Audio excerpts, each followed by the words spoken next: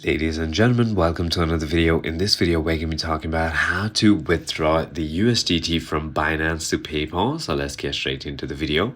So the first thing you want to do is simply go ahead and move the USDT from the spot wallet to the funding wallet. All you need to do is just click on the spot and then transfer it to funding.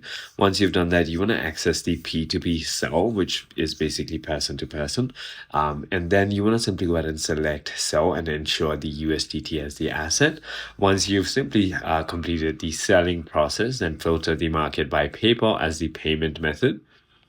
Then you want to simply go ahead and enter your sell amount, verify the price, and add your PayPal email. And once you've done that, you're going to get your payment on PayPal, and that you'll have to go ahead and release your USDT on Binance. So it is as simple as that. I hope this video clarifies everything for you. If you have further more queries, feel free to comment down below, and I'll see you on the next one.